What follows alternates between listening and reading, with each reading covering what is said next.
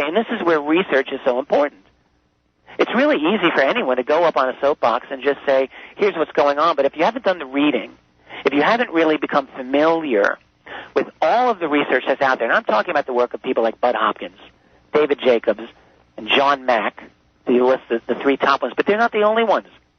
There are many other researchers who've collected an enormous amount of data that does not lead to the conclusion that these are military operations. Now, some of them are. There are what are known as MILABs. I cover this in my new book, and you'll read it if you haven't gotten to it yet. That's a real phenomenon in my view, but that not even close to answers all of the nuances of the abduction phenomenon. And so by going out there... Why would an intelligent man want to present something that you and I both agree is an absurd case for anyone who's taken more than a superficial look at the evidence? Well, this is a great question. I've asked myself this question, Bill, many times. And we are not the only ones who've asked this question. I mean, I don't get it. I'm not that close with Dr. Greer. I mean, I've chatted with him. I interviewed him, in fact, for a magazine article a number of years ago, and he gave a very interesting interview. But the thing is, understanding this fact, why is it that someone has, in my view, the ability to make such impressive progress in certain aspects of this field and then have this blind spot that is so huge? I don't know. How is it that a person can do this? Are there agendas we don't know about, or is it simply a normal human foible? And that is a question I don't have the answer to. I don't know how to answer that. You can ask him this. You were with him the other week in Barcelona. Maybe you can ask him that. I don't know. We did do an interview with him. We did a video interview that's going to be published in the next few days, which was just a couple of notches short of a fist fight, I have to say. Was it now? Really? Very interesting. If you can imagine somebody who is as assertive, outspoken, and unaccustomed to being interrupted as Dr. Greer is. That's right. Matching him in the ring with Kerry Cassidy. Oh, my God. With myself chipping in with the occasional comment. I absolutely must watch this interview. it's vastly entertaining. Kerry is a match for anybody that's out there. Anybody. Yeah. It's a lot of fun, and we gave him a pretty hard time. And I used your words, which you quoted just a few minutes ago. I told him he was being completely irresponsible in his statements. But I don't want to make this a personal sort of attack on any other researcher. I was interested in the phenomenology of the whole thing, because we're talking about a vastly important topic that might affect the future of the human race if we get things wrong here. That's right. That's exactly right. And it's not a personal thing. I don't have any personal vendetta at all against Dr. Greer. And in fact, I'm always very happy to chat with him, to work in whatever way that is mutually logical for that to happen. And I think that he has done a certain number of things that have been valuable. I have his books on my shelf, and I've enjoyed reading them. I find his book called Disclosure to be an actual classic. And I agree with you there. Yeah, I've read that so many times that thick paperback is almost falling apart. Yeah, it's really one of the best books, actually, that I think one can have on the UFO phenomenon, on the nature of the cover-up and so forth. There's a tremendous amount of value in that book, and my hat is off to him for putting that together. So I don't want to sound like I'm going after him, but I must take issue with some of these elements of what he has talked about, and I agree that it is irresponsible. That doesn't mean that he isn't right about some of it. All right, even if I were to really give my gut feeling based on what I think I know or what I think the data looks like, I would say that there is a kind of silent Cold War going on right now with multiple alien and multiple human groups, and probably all kinds of alliances that we are not even remotely aware of. Probably some human groups allied with some ET or alien groups against other human groups that might be allied with other ET alien groups. I could see that happening. And let me just say this.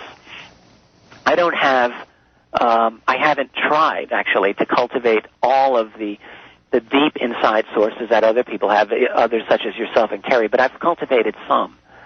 And from the few that I have been able to get this far with, I do get this impression that there is a significant kind of silent Cold War going on. With technology, by the way, I mean, another thing that I think is happening here is that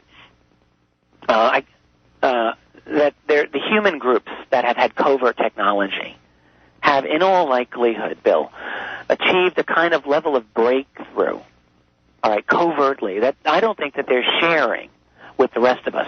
And so, think about how scientific progress goes. You make one breakthrough that leads to another, and that leads to another, so that progress isn't linear, it is exponential. And so what if, back in the 1950s and 1960s, significant strides were made by human scientists in understanding this exotic technology? And what if also they didn't share all of it with commercial industry? What if they just kept it and used that knowledge to further their own research? Would they achieve a kind of separate breakaway civilization? This is actually the phrase that I use in my book when I theorize about this. It's not an unusual concept. In our own history, we've had many examples of very separate types of human civilizations, whether you want to talk about the European and Chinese civilizations, for example, or even more recently, during the Cold War, with Western and Soviet infrastructures. Scientifically, they did not always share their information with each other. There was a great deal of secrecy and so on. All right, so we have these examples, and what I think has happened is that at the deep black level, enough breakthroughs have been made so that this civilization, and that's what I call them, the black world, they have a level of technology and a fundamental level of knowledge about the nature of their world that we can with justice call them a separate civilization, loosely connected to our own, siphoning off money from our own, certainly, but really existing as a separate civilization. They are a breakaway. It's a huge concept, Rich, isn't it? Yes. It's an interesting thinking tool to think of it that way. Right, but I think that's what's happened. And as a result of this, it makes the disclosure of the UFO phenomenon all the more difficult. And now, here's another thing. We in our email the other day, we discussed maybe some of the topics we wanted to get into, and one of them was, I think, disclosure. It's something that I am often talking about at various conferences and in interviews. It is something I give a lot of thought to, even though I don't try to position myself as the exponent of exopolitics, but I'm interested in these issues. The problem with disclosing the reality of the UFO phenomenon is that it will be so revolutionary that it will blow our social structure and our civilization wide open. Not everybody believes this, but I believe it. And I believe it because once, let us assume that Barack Obama were to go in front of the cameras and say, yes, it has come to my attention that the UFO phenomenon is real and some of it is apparently extraterrestrial. Well, you can't just leave it at that, even though he might want to. There's going to be many, many, many follow-up questions relating to who are these other beings? Are they actually abducting us? You can be sure that'll happen. But then it's going to get into, how are you guys able to keep this secret all along? In other words, it will lead to an analysis of the highly illegal black infrastructure, the secret infrastructure that has evolved to meet this. And it is an infrastructure that is really no different in its organization from the mafia. All right, where you've got all kinds of illegal money going into it because you have to keep it secret from your own government, from your own Congress, your own elected representatives. How do you do that? Well, you do it through all kinds of funds, whether it's drug trafficking proceeds, financial fraud, okay? All of it goes in. Probably, let us assume, we see this in other aspects of the world, so probably with UFOs. So in other words, and then, in the control of the media, control of the academic communities. All of this will have to come out because people are going to ask, how is it that NBC missed this for 60 years? How is it that Yale University missed this for 60 years? and on and on and on. All right, and it will lead to these questions. And so it will be revolutionary. And it will eventually lead to the fact that there is, very likely, this breakaway group that has been existing in this other world for a long, long time. And I can't see that that's going to be a politically easy thing to negotiate. Okay, Rich, that's a wonderful summary.